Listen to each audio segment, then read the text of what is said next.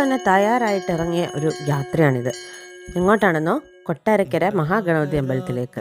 കൊട്ടാരക്കര അമ്പലം പോലെ തന്നെ പ്രസിദ്ധമാണല്ലോ കൊട്ടാരക്കര ഉണ്ണിയപ്പവും. ഗണപതി ഭഗവാന്റെ മുന്നിൽ വെച്ച് തന്നെയാണ് ഈ ഉണ്ണിയപ്പങ്ങളെല്ലാം തയ്യാറാക്കുന്നതും. ശരിക്കും ഇവിടുത്തെ പ്രധാന പ്രതിഷ്ഠ മഹാദേവനാണെന്നും കൊട്ടാരക്കര ഗണപതി അമ്പലം എന്നാണ് ഇത് പ്രസിദ്ധമായതെന്നും അവിടുത്തെ ഗണപതിയാണ് ഇപ്പോൾ പ്രസിദ്ധനെന്നും എല്ലാവർക്കും അറിയാവുന്ന കാര്യമാണ്. ഈ അമ്പലത്തിന്റെ പേര് കിഴക്കേക്കര മഹാദേവ ക്ഷേത്രം എന്നായിരുന്നു. ഇത് കിഴക്കേക്കര അമ്പലമാണെങ്കിൽ പടിഞ്ഞാറ്റിൻകര എന്ന് പറഞ്ഞ അമ്പലത്തിൽ ശിവപ്രതിഷ്ഠ നടത്താനുള്ള തയ്യാറെടുപ്പുകൾ നടന്നുകൊണ്ടിരിക്കെ ശ്രീ ഉളിയന്നൂർ പെരുന്തച്ചൻ ആ ചടങ്ങിന്റെ ഒക്കെ ചുമതല വഹിച്ചിരുന്നു. ക്ഷേത്രത്തിന് പുറത്ത് വെച്ച് അദ്ദേഹം ഒരു പ്ലാവിന്റെ കഷ്ണം കൊത്തിയെടുക്കാൻ തുടങ്ങുകയും അദ്ദേഹം രൂപപ്പെടുത്തിയെടുക്കുന്നത് ഒരു ഗണപതിയുടെ വിഗ്രഹമാണെന്ന് അറിഞ്ഞുകൊണ്ട് അദ്ദേഹം തന്നെ അത്ഭുതപ്പെട്ടു. പെരുന്തച്ചൻ അവിടുത്തെ മുഖ്യ പുരോഹിതനോട് പറഞ്ഞു, ഗണപതി ഇവിടെ പ്രതിഷ്ഠിക്കണം, എന്നാൽ ഇത് ശിവക്ഷേത്രമാണെന്നും ഇവിടെ ഗണപതിയെ പ്രതിഷ്ഠിക്കാൻ കഴിയില്ല എന്നും പറഞ്ഞ് അദ്ദേഹത്തിന്റെ ആവശ്യം അവർ തള്ളിക്കളഞ്ഞപ്പോൾ പെരുന്തച്ചൻ കിഴക്കോട്ട് നടന്ന് ഇവിടെ കിഴക്കേക്കര ശിവക്ഷേത്രത്തിൽ ഈ വിഗ്രഹവുമായി എത്തി. അപ്പൊ പെരുന്തച്ചൻ ഈ ഗണപതിയെ ഇവിടെ പ്രതിഷ്ഠിക്കണമെന്നുള്ള ആവശ്യം പറഞ്ഞപ്പോൾ പുരോഹിതൻ സമ്മതിക്കുകയും തുടർന്ന് അമ്പലം എല്ലാം നോക്കി കാണുകയും ഗണപതിയെയും കൂടെ അവിടെ പ്രതിഷ്ഠിച്ചാൽ ശിവകുടുംബം പൂർത്തിയാകുമെന്നും ഇത് കൈലാസത്തിന് തുല്യമാകുമല്ലോ എന്നും അദ്ദേഹം ചിന്തിച്ചു. അങ്ങനെ പെരുന്തച്ചൻ തന്നെ തെക്ക് കിഴക്കായി ഗണപതിയെ പ്രതിഷ്ഠിച്ചതിനെ തുടർന്ന് ഉണ്ണിഗണപതിക്കുള്ള നേദ്യത്തിന്